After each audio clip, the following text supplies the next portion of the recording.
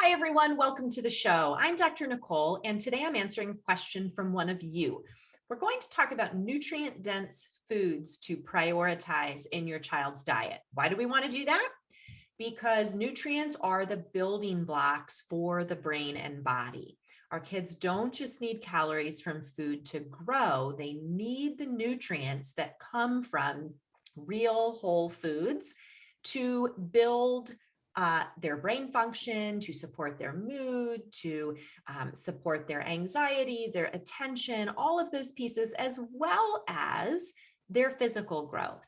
So the specific question today comes from Izzy, and Izzy writes, what are some nutrient dense and at least kind of kid-friendly foods I can try to incorporate into my child's diet? My 3 kids range from somewhat picky to super picky, and we're working on getting comfortable with new foods. I'd like to try to incorporate some new foods that have better nutrient density. Any recommendations? I love how Izzy included in the question that she wants them to be at least kind of kid-friendly. I hear that.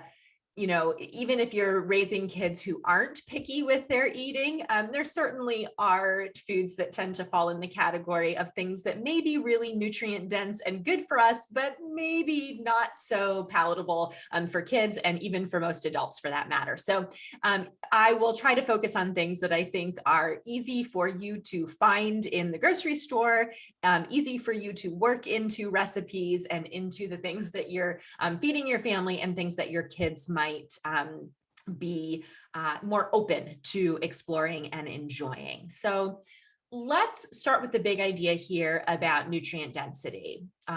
We really want to focus on putting as many nutrient dense foods into our child's diet because that's where we get more bang for the buck with what we're feeding them.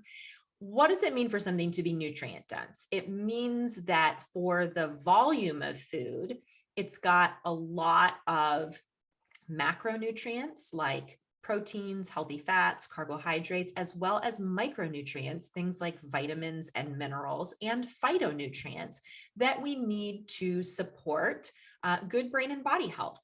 So let me give an example of a nutrient-dense food. Let's take the example of an apple. An apple is a nutrient-dense food. It has a lot of fiber in it. It's got a lot of vitamins. It's got a lot of phytonutrients in it. And so when we eat an apple, calorie for calorie, we're getting a lot of nutrients in those calories that we're eating. So that's a nutrient dense food. And it's also something that we would call a whole food, meaning it's food in its natural form. You can go out on a, apple farm and pick an apple off the tree and eat it. Now let's contrast that maybe with a less nutrient dense food. Let's think about an apple flavored fruit snack, for example. So we might have some vitamins and minerals probably added in, not even its natural form, but really when we look at the amount of calories and the size of an apple flavored fruit snack, and we look at the amount of nutrients, macronutrients and micronutrients, we're not getting a lot there. Primarily what we're getting is a lot of sugar. Now, even if that is quote unquote natural sugar and not something like high fructose corn syrup, it's still sugar without much fiber, without protein, without any healthy fat, and really is not going to have a lot of those, vitamins, minerals, and phytonutrients. So that, is an example of more of a processed food. And there's ultra processed, which are, fruit snacks with a ton of, added sugars and chemicals and dyes and all of that. But any fruit snack is processed, and even some of the quote unquote healthier ones, they're not necessarily super nutrient dense. So this is really what we want to be thinking about, is at least making sure that some of the things that we're putting in our kids' diet, as many as possible, are nutrient dense, meaning when they eat them, they're getting a lot of the building blocks that they need. Another example, nutrient density wise, would be eating, let's say chicken breast or homemade chicken nuggets, where you're cutting up pieces of chicken breast and, breading them yourself and cooking them. So, chicken breast is a nutrient dense food with a lot of protein in there, a lot of minerals. that kids need and that adults need to, support proper brain function and good health. Now, if you think about going to the freezer section of your grocery store and grabbing a bag of, really heavily processed chicken nuggets, yeah, you're going to have some chicken in there, hopefully, but it's not going to be nearly as much. And they're going to have a lot of other added things in there. Breadings and starches, probably chemicals and preservatives. And so again, calorie for calorie, bite for bite, you're not getting as much nutrient density in those ultra processed chicken nuggets as you would from a less processed chicken nugget or from, something that you make at home, or even just a piece of chicken breast. So hopefully that gets you thinking about the difference there between something that's more nutrient dense and something that's less nutrient dense. So especially if if you have a child who tends to be very selective or hesitant about, eating new things, or you just even have a child who maybe, doesn't have a huge appetite, isn't eating a ton during the day, you want to try to focus on getting them comfortable with and pushing new things into their diet that are more nutrient dense. I think that this is easier for some kids than it is for others. And so you just want to see what efforts you can make in this area, but keep it in the back of your mind. The things that I'm going to talk about as far as foods that I think you could start with or focus on, you can eat these plain. You can mix them in things. I'll talk to you about some options for that. But if you have a child who is anywhere on that pickiness spectrum, whether it's, sort of mildly picky all the way to severely picky, or even a child with a feeding disorder, I don't want you to think, oh, well, I'm never going to get my kid to eat these things, so, this episode isn't for me. Actually, you want to start with not focusing on the eating. If you have a child who's, moderately to severely picky, or has a feeding disorder, you absolutely want to work on incorporating these foods into their life, but you're working on exposure and not starting out with trying to get them to eat it. Okay. So I'm going to talk about some specific nutrient dense foods that I think are good to work with kids. And you're thinking about exposure. How can I get my kids, helping me, pick these out at the grocery store or the farmer's market? How can I have my child come for a few minutes and help me in the kitchen when I'm cooking with these things? Can I give my child opportunities to play with some of these foods, to do projects or arts and crafts with them? Can we just, get used to having them on the plate, even if they're not going to eat them? That's where I want you to start with thinking about this. So it's absolutely possible to help kids have more nutrient density in their diet, even if they have severe feeding issues. It's all about what we're exposing them to and how we're, moving through that process. So those are some things to think about there. And then obviously the other big idea around this is that you need to be modeling yourself. Now I'm going to give you lots of ideas here. Maybe you love some of these things. Maybe you tolerate some of them. Maybe you flat out don't like some of them. That's okay. We all have our preferences. But if you want your child to be eating more nutrient dense foods, you need to be modeling that yourself. They need to see you engaging with and eating these kinds of foods. So don't forget about the importance of that. Okay.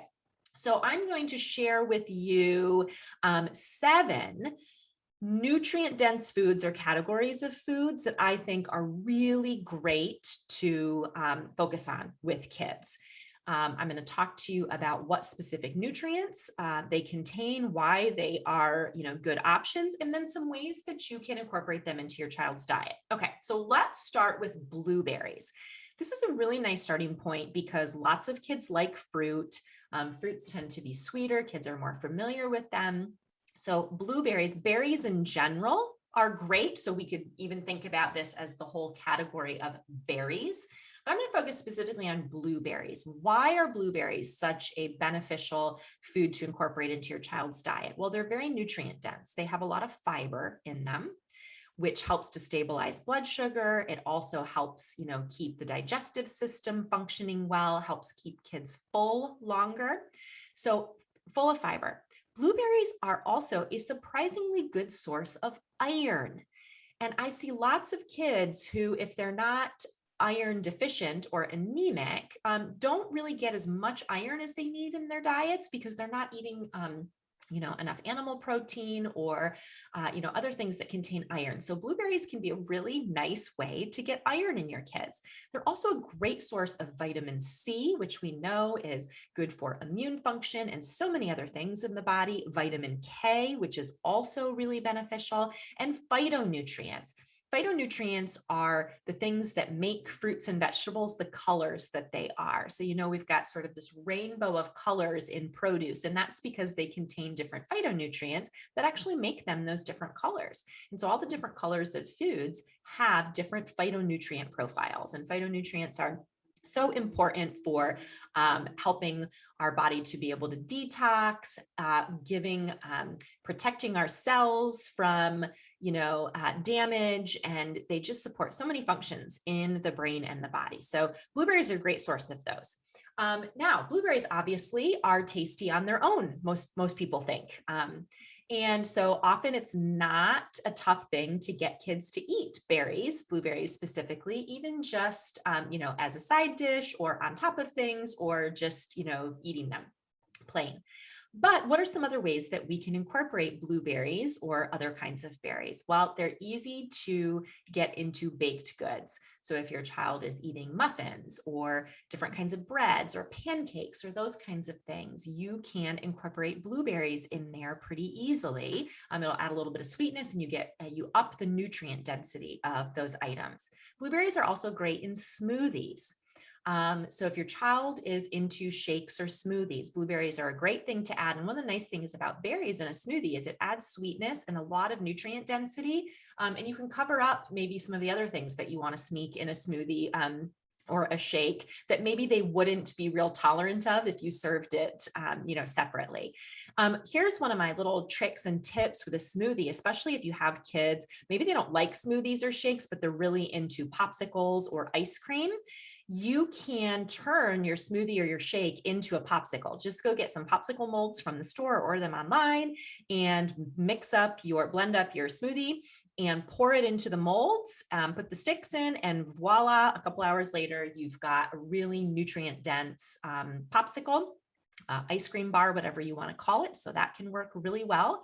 Blueberries are also great on top of yogurt, or you can even increase the nutrient density of ice cream by putting some blueberries on it. That's a great way. If your child's eating ice cream, which, nothing wrong with doing that sometimes, tends to have a lot of sugar. So one of the ways that we can help balance that out is with some fiber from the blueberries. So even throwing blueberries on something like ice cream can be great. So thinking about how you can incorporate more blueberries specifically, or maybe berries just more generally, into your child's diet. Okay, next is avocado. Why are avocados such a great nutrient dense food? Well, they're a wonderful source of healthy fat, the kind of fat that we want and need our kids to be getting to support brain structure and function. So great source of healthy fat, also a great source of fiber. Avocados also have a bit of protein in them, which is helpful, especially if you have a kid who's not a big fan of meat.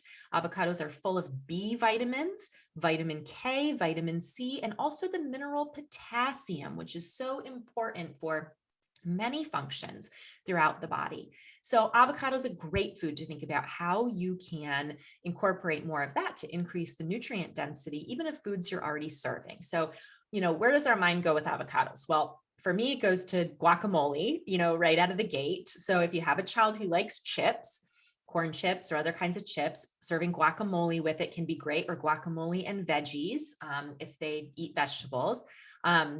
Guacamole added to, taco night or any of those kinds of things can be a great option. Thinking about sandwiches, if your child's eating sandwiches, maybe for lunch for school or even at home, putting some avocado slices on there to increase the nutrient density, or mashing some avocado and spreading it on the bread, maybe instead of mayonnaise, or in addition to that, that's a good way to do it. I mentioned tacos and other kinds of, dishes that you can add avocado to, either on the side or on top of, is a great option. Another thing that works really nicely with avocados, you can freeze them, and you can cut them into slices, or I like to do it in chunks. and you can freeze them and they can be a nice snack that way. Some kids love just eating, especially again, if they like the idea of a popsicle or a frozen treat, that can be a great option. And there are even stores now that sell bags of frozen avocado chunks, and that can be a great way to do it. I know Trader Joe's for sure has lots of frozen bagged fruits, avocado included, so you can just get those chunks to keep it easy. And then again, smoothies or shakes. Avocado adds some great creaminess to them. It's a great way to add the nutrient density without really changing the flavor a whole lot. Avocado blends up really nicely with chocolate, with banana, even with, vegetables, with berries. So you can add that to pretty much anything you're doing with a smoothie or a shake just to up the nutrient density. You can use avocado for sure in baked goods that you're doing. You can mash it up and add it to that. So it's a pretty versatile thing. And the nice thing is that it's pretty mild in flavor. So you can, get it into some foods maybe that your child is already eating. Without them really noticing that it's there. Or again, if you have a super picky eater or a kid who notices and is hesitant about everything new with food, then you just start exposing them to avocado in some obvious ways, like the chunks of it, or using it, on the side or whatever, just so they get acclimated to it. All right, nutrient dense food number 3, pumpkin seeds. Pumpkin seeds to me are a real hero food because they are little. You can mix them in lots of things or eat them plain. Kids generally like the crunch, and they are super nutrient dense. And people often don't realize how nutrient dense they are. Excellent source of fiber, excellent source of protein, excellent source of healthy fat. They also contain a lot of minerals. And so many kids have suboptimal mineral levels in the food that they eat on a daily basis. And so pumpkin seeds are a great way to increase their intake of magnesium, iron, zinc, copper, all of those things that are super important. Pumpkin seeds also have a lot of antioxidants, which protect our cells. So pumpkin seeds are just an awesome food to think about putting into the diet on, a regular basis. They go well in baked goods. You can top things that you're baking with pumpkin seeds for some extra crunch or flavor. You can put them in, muffins, breads, things like that. Certainly you can grind them up and put them in things that you're baking. You can also grind them up and put them in sauces.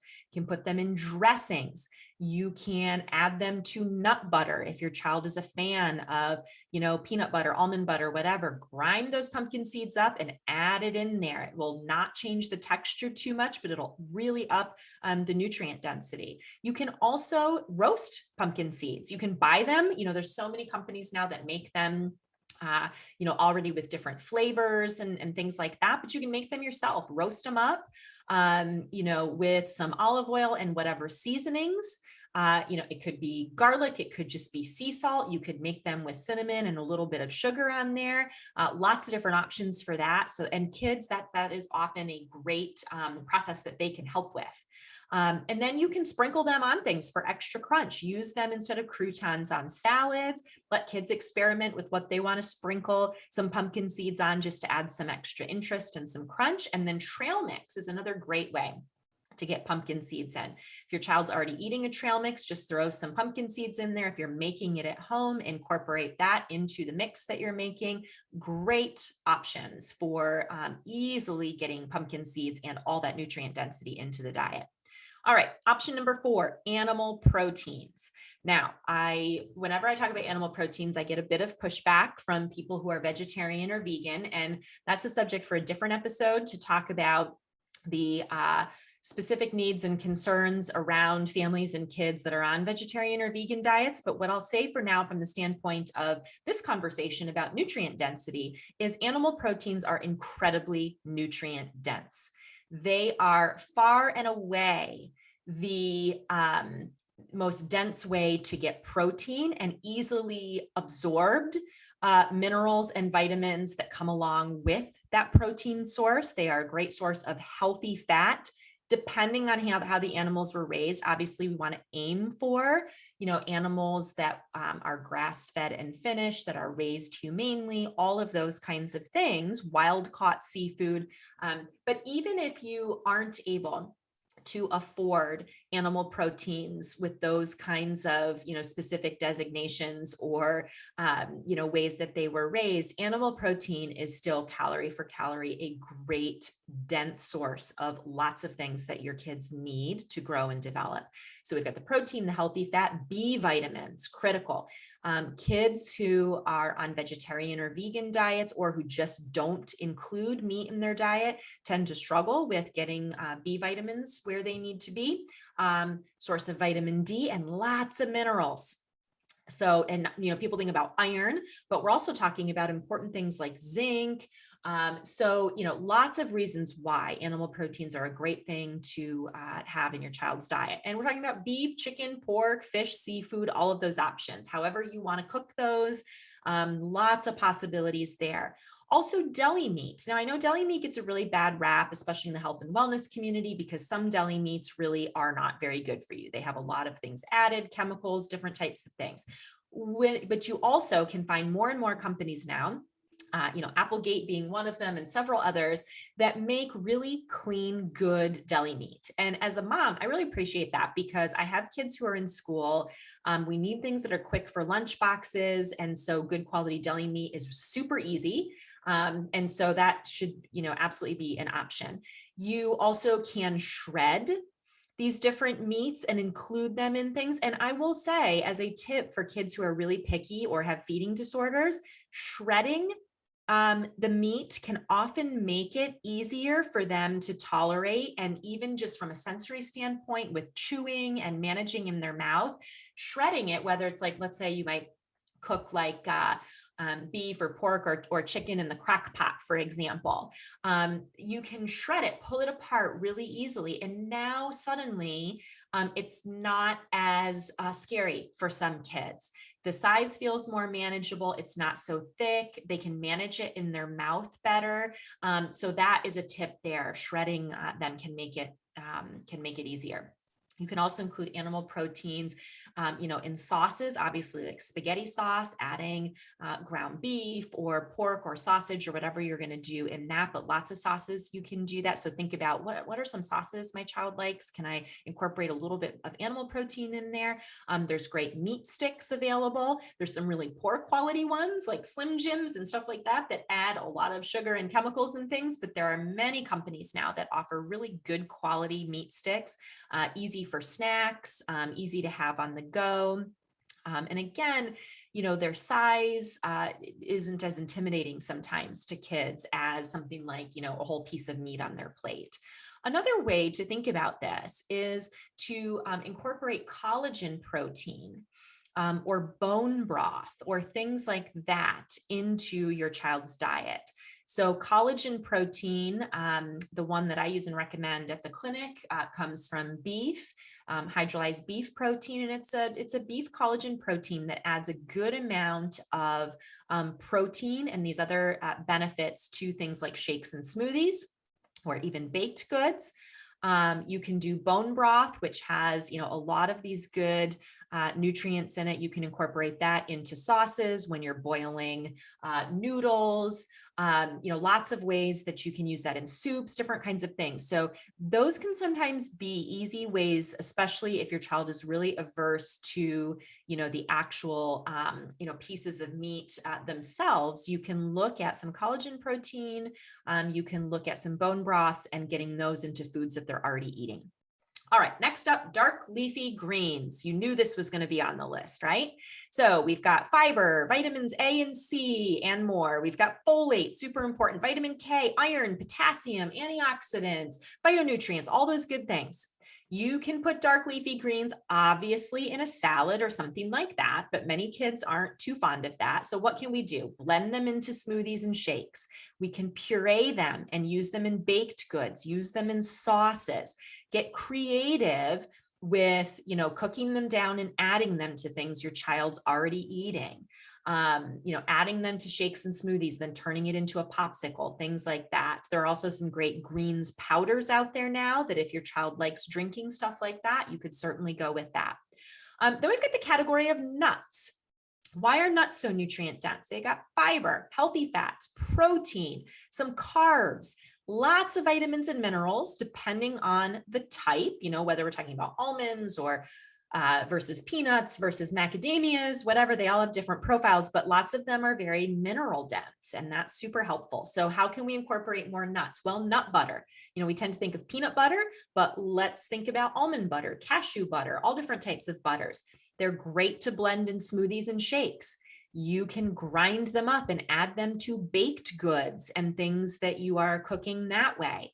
Nuts can be great topping for things like yogurt or oatmeal. Add some nutrient density, some crunch, some interest, put them in a trail mix. Eat them plain, right? Lots of options here for nuts, super nutrient dense benefits for kids. And then the last one on my list for today is sweet potatoes. Many kids enjoy sweet potatoes. It's often a food that kids are exposed to early on if they were given baby foods, even when they were really little. And sweet potatoes tend to be a little more palatable because they do have a bit of sweetness to them, and they're very nutrient dense. They provide a great source of fiber. They even have some protein in them. It's a nice nutrient dense carb. Vitamins A, C, B6, lots of minerals and antioxidants. They're an orange food, that orange color, again, those phytonutrients and antioxidants. So obviously you can use sweet potato plain. Maybe your child's, a big fan of French fries. Well, can we, switch to sometimes doing a sweet potato fry? That can be a great bridge into, incorporating sweet potatoes. You can puree it and put it again in baked goods, in sauces. You can add them to things like smoothies, serve them sliced or just like a full, baked sweet potato with some butter and maybe even a little bit of brown sugar if you, want to do that to help maybe pique their interest and get them trying it. You can also roast sweet potatoes and season them however you like. And that texture, if you have a kid who really is not a fan of, purees or mushy things, roasting them to still keep them a little bit firm, but give them some good flavor and some caramelization on the outside, that can be a great option. And then you can also make sweet potato pancakes. So if your child is a pancake lover, add a little bit of sweet potato into that batter to add some nutrient density to it. So those are lots of ideas for incorporating sweet potatoes. So those are 7 to get you started of really thinking about, how can I use these foods to increase nutrient density? These are ones that I not only I've done with my own kids over the years, but also find are great starting points for kids at my clinic. So I hope that gets your wheels turning, and I hope that it's helpful for Izzy and all the rest of you looking for ways to incorporate more nutrient dense foods into your child's diet. I will also let you know that I have a workshop all about nutrient dense foods, how to feed kids to support their brain development and to support their behavior. That is called the Better Brain and Behavior Diet Workshop. You can go to drnicoleworkshops.com and get all the info on that. If you liked the info in today's episode and want to know even more tips for how to apply this and lots more foods and lots more ways to be thinking about all of this, then definitely check that out at drnicoleworkshops.com. And as always, thank you for being here and for listening, and I will catch you back here next time.